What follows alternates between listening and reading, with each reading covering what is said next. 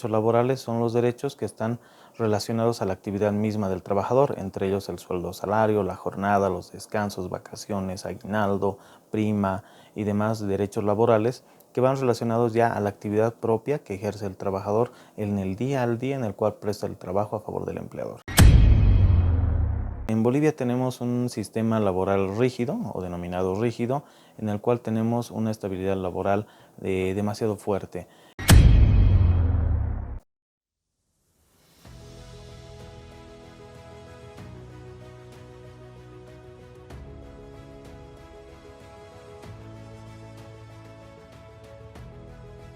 Mi nombre es Rodrigo Maidana Uría, soy abogado especialista en Derecho Laboral. Bueno, las posiciones pueden ser diferentes desde el punto de vista, ¿no? Desde el punto de vista del trabajador, los procedimientos laborales, si bien van a terminar siempre resguardando los derechos que él tiene, lamentablemente en Bolivia son demasiado largos, demasiado extensos y la poca praxis a veces hace que los colegas lleven el proceso un poco más lento, ¿no? Pero siempre y cuando se pueda dar celeritud al procedimiento, es muy probable de que se pueda llegar más a un punto de vista de una justicia social. Desde el punto de vista del empleador, en la mayoría de los casos, los procedimientos tienen que tener ese tiempo de espera porque muchas veces no cuentan con el efectivo para poder cumplir sus obligaciones y a veces requieren de un margen de tiempo. Pero es importante de que el juez laboral pueda atender estas solicitudes de la manera más pronta y eficaz posible. ¿Cuál es la diferencia entre derechos y beneficios laborales? Ya, bueno, cuando hablamos de beneficios, estamos hablando ya de beneficios sociales, son el desahucio y la indemnización, que van relacionados, el primero, a una terminación abrupta de la relación laboral, por un despido injustificado, podría decirse, y el segundo es la indemnización por tiempo de servicios, abocado a cubrir el desgaste físico e intelectual en el desarrollo del trabajo. Todos cuando ejercemos alguna profesión, ocupación, oficio, en alguna actividad, tenemos un desgaste, ¿no? Si bien, como dicen, ¿no? El dinero va y viene, pero el problema es el tiempo no regresa. Justamente esta indemnización va a compensar eso. Cuando hablamos de derechos laborales, son los derechos que están relacionados a la actividad misma del trabajador, entre ellos el sueldo, salario, la jornada, los descansos, vacaciones, aguinaldo, prima y demás derechos laborales que van relacionados ya a la actividad propia que ejerce el trabajador en el día al día en el cual presta el trabajo a favor del empleador. ¿Cuáles son los procedimientos para lograr un amparo constitucional?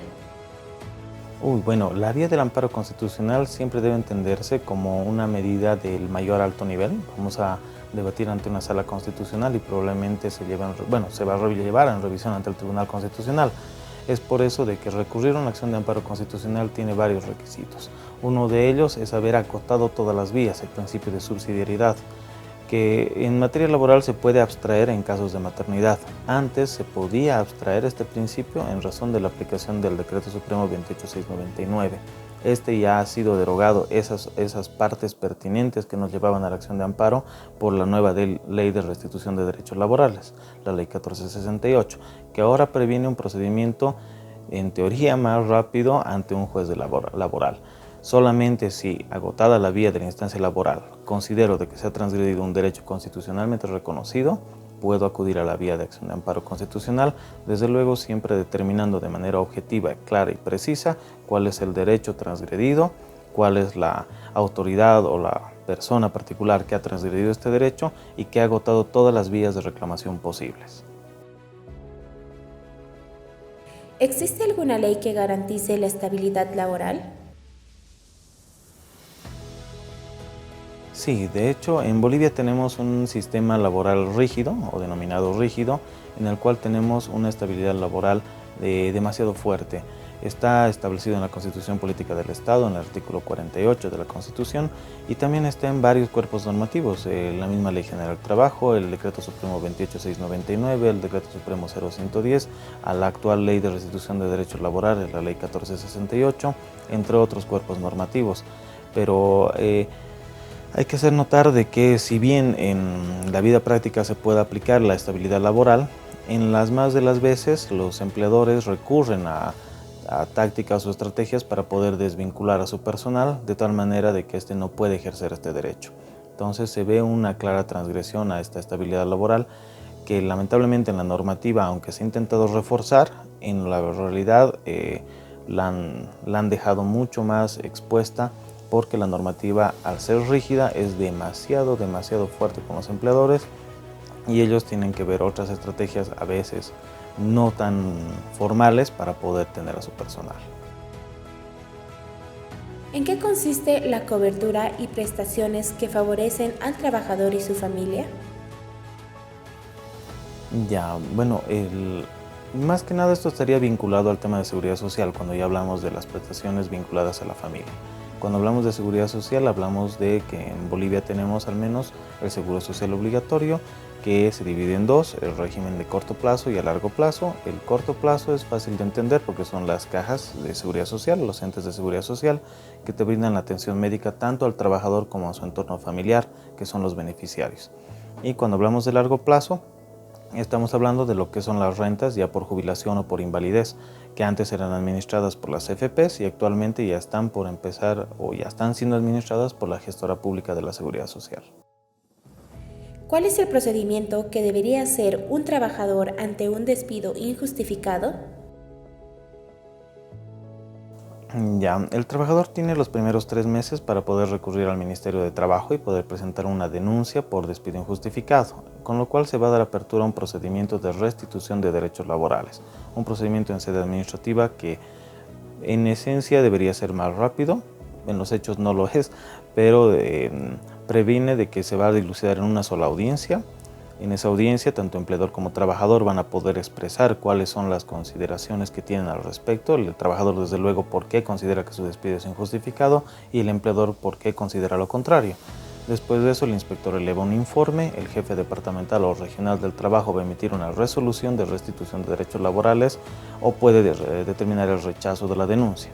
En caso de que determinara la restitución de derechos laborales, se va a notificar al empleador para que pueda cumplir en el plazo de 3 días. Pero el empleador tiene también el plazo de 5 días para poder impugnar. Si impugna, se va entre la ministra de Trabajo 45 días hábiles para que se resuelva. Si sale nuevamente confirmando la primera resolución, se inicia un procedimiento ya en la vía judicial laboral, solamente ya de cumplimiento. Es una vía que en esencia ha sido creada para que tenga más fuerza y más rapidez la cobertura. En los hechos no ha funcionado como se esperaba, pero tiene sus características propias que ya cada colega abogado tiene que saber cómo encaminar el procedimiento. ¿Cuáles son los candados de la gestora pública? Bueno, lo principal que la gestora pública está tratando de garantizar y es ante los reclamos de la preocupación, ¿no?, de las personas y de todos en realidad, es primero de que las inversiones sean del dinero que nosotros tenemos ahí ahorrado, vaya con cierto margen de seguridad, ¿no?, que no sea una inversión tan arriesgada como podría darse. Entendiendo de que nosotros depositamos 10% de nuestros salarios para nuestra renta de jubilación y esto debe ser invertido para que produzca utilidad, ¿no? Segunda línea de defensa que ha creado la gestora para dar seguridad en realidad, porque ya la tenían, es un limitante al Estado para que no pueda de manera muy sencilla alcanzar a los recursos, porque ya se tiene experiencias pasadas donde el gobierno ha sacado créditos, ¿no?, de las FPs, de nuestros aportes para determinadas necesidades o urgencias. Entonces se trata de que no exista ya esta posibilidad de este tipo de préstamos.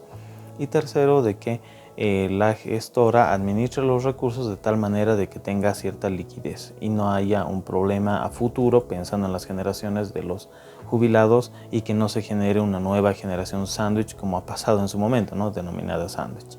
Entonces, de esa manera tengamos la cobertura de la seguridad social a largo plazo, confiando nuestros ahorros o nuestros aportes que hemos realizado en ahora la gestora pública. ¿Cuál es el proceso para los funcionarios que utilizan el dinero de los fondos de pensiones para otros fines? Ya, en ese caso estaríamos ya hablando de tipos delictuales, ¿no? Ellos no pueden utilizar este dinero menos para fines personales, ya se estaría hablando tal vez de abuso de confianza, apropiación indebida, tal vez estafa, bueno, habría que ver por qué medios los consiguen, ¿no? Robo, hurto, habría que ver por qué medios lo consiguen, pero si es que ellos hicieran uso de esto de manera fraudulenta, desde luego ya va a ser la justicia penal la que los va a tener que sancionar. Y ojo, todo procedimiento penal repercute siempre en un procedimiento de reparación del daño, donde probablemente tengan que devolver absolutamente todo el monto que hayan podido sacar de nuestros aportes. ¿Por qué es importante la afiliación del empleador y del trabajador? Ya, es importante por ambos lados. El empleador tiene que afiliarse una vez que ya tiene personal dependiente. Tiene plazo de 5 días para afiliar a sus trabajadores una vez que ellos inician la relación laboral. Y es muy importante porque aunque no se ve en gran medida, los accidentes laborales pueden suceder en cualquier momento. En la vida práctica he atendido casos donde las empresas no habían afiliado por X o Z motivo y el trabajador justo sufre un accidente a los primeros días laborales, en cuyo caso obviamente lo remiten a la caja, pero ya los costos los derivan al empleador y pueden ser costos bastante elevados. Es por eso muy importante que cumplan con la afiliación y a los trabajadores desde luego, porque esto va a permitirles acudir a la seguridad social tanto ellos como sus familiares, algo que sí el Estado debería prever ahora que ya tenemos una agencia dedicada a la información y tecnología, pues debería ver la forma de compatibilizar los datos de manera más rápida, más presurosa. Muchos empleadores tienen la queja de que piden el certificado de nacimiento a su trabajador y el trabajador no lo consigue o no les entrega en un plazo prudente y esto impide su afiliación. Este es un dato, una información que podría fácilmente conseguirse siempre y cuando las instituciones públicas tengan información cruzada, ¿no? Pero innecesariamente sigue dentro de los requisitos.